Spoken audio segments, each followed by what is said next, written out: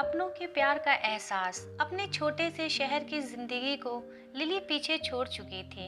अब वह mega city की चमक धमक में खो जाने को तैयार थी। लिली का फोन दोबारा बजा। उसके घर से इस हफ्ते का 8वां कॉल था, लेकिन उसे अपने अपराध बोध का भान और परेशान करने वाले विचारों ने उसे कॉल रिसीव कर जवाब नहीं देने को दिया।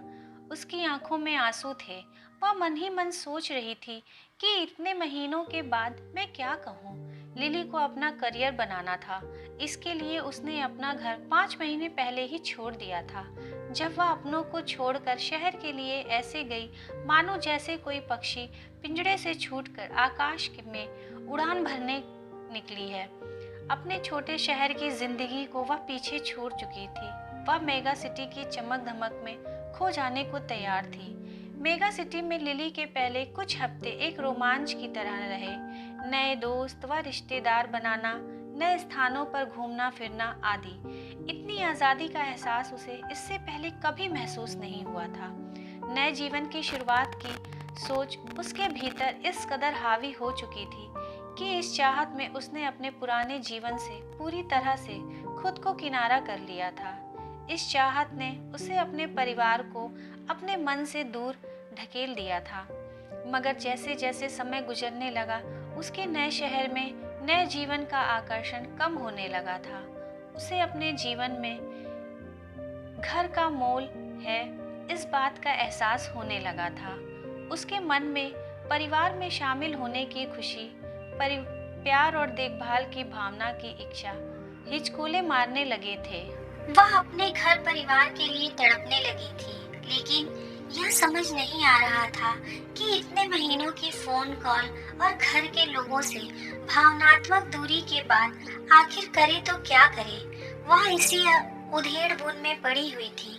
तभी दोबारा फोन की घंटी बजी, मगर लिली काफी संकोचित मन से जवाब दे पाई। कॉल रिसीव करते ही उधर से आवाज लिली के कानों में सुनाई पड़ी। लिली, मेरी प्यारी बच्ची, सब खैरियत तो है ना? तुम हम लोगों का फोन क्यों नहीं उठा रही हो? हम सभी लोग काफी परेशान हो रहे थे। जब उसने अपने पिता की आवाज सुनी तो उसे दिलासा हुआ। वह अपने पूरे परिवार के साथ रह रही थी, जो उससे बेइंतहा प्यार कर रहे थे। भले ही वह कहीं भी क्यों न रहे, उसे कुछ क्यों ना कर दिया हो, हर स्थिति में वह घर की लाडली थी। लिली ने फोन पर झिझकते हुए कहा, पापा, मुझे आप सभी की बहुत याद आती है। क्या मैं कुछ दिन के लिए घर आ सकती हूँ? बिल्कुल, यह तुम्हारा ही तो घर है।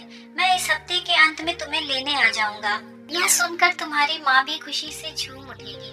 लिली के पिता ने जवाब दिया, क्या आप मुझसे मिलने के लिए पागल नहीं हो? मैंने शायद ही कभी आपको कॉल किया हो या फिर आपके कॉल का जवाब दिया हो।